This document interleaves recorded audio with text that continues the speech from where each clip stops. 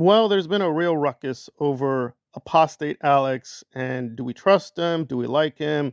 What is he up to? What is his agenda? I, for my own part, do like Alex, although his render connection is definitely kind of a burden. But if he chooses to still ally with that part of the anti-Scientology movement, that is his choice. But here we're going to be looking not technically at Doug, although Doug is a part of this, but the actual origins of Dazed But Not Confused. And I have to admit, I guess I came into it kind of late because there was this moment in time when the channel went away, and Doug spoke on this, but when I tuned in, the channel was fine. So it's a very weird thing. It depends how hardcore Doug fan you were, that you were right there at the very beginning. And he offered some interesting insights I was not aware of. So sit back. I think it'll be pretty stunning.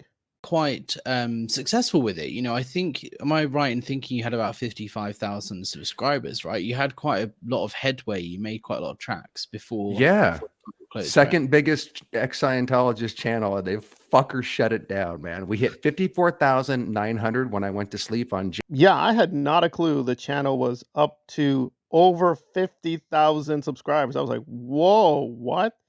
So, yes, according to Doug, it was the second biggest, technically, anti Scientology YouTube channel. And I hate to be the guy, but I guess we all know who number one is. But conveniently, Doug went away. Wow, isn't that amazing? The gods of YouTube are like, yeah, you're getting a little too big. Time to pull you back a little bit. Now, luckily, Doug came back with the channel and he left a lot of content on BitChute. So you weren't totally deprived of Doug, but as he admits in this interview, yes, he did kind of go radio silent because he and Alex, and he says this very openly, Alex was helping him a lot, go behind the scenes, talk to the YouTube people, talk to these copyright holders, I guess, and say, listen, it's not what you think. This is mainly an educational YouTube channel. I don't understand why this is happening.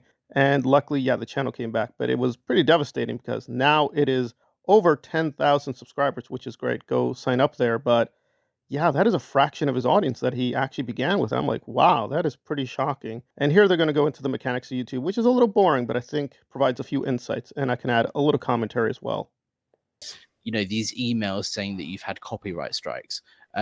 So yeah, go on, explain to people who aren't on YouTube what the system's like in terms of copyright strikes, how many you get, and then account closure, and how it's meant to all work. Sure.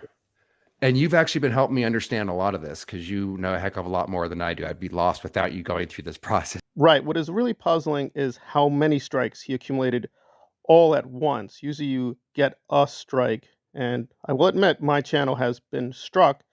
It's very similar that a video has been up there for some time. Seems like, okay, got through the system, had no major issues. And then out of nowhere, they're like, oh, yeah, we're going to strike it.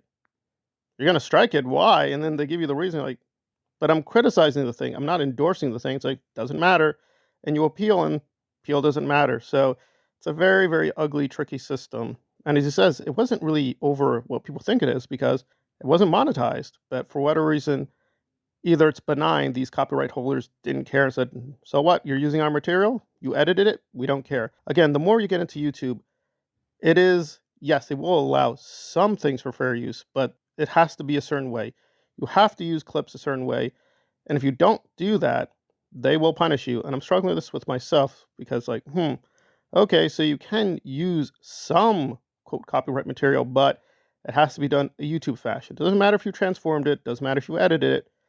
It has to be done the YouTube way. So it's a real struggle. So it's a very fun, interesting look back about went back a little bit older, but I was like, oh wow. So he really came into this in 2020 and yeah, slowly built a really huge audience and lost a lot of it. So it's a kind of a iffy why he lost the channel. But again, he did come back and unfortunately he left us too soon. But it's a nice treasure trove of material, but that is not the actual composure of the channel. He did change things and re-edit things. So it'd be really interesting if someone could go back and give us some like archive photos to get a full history of the actual channel and how it birthed and then died, resurrected, and came back.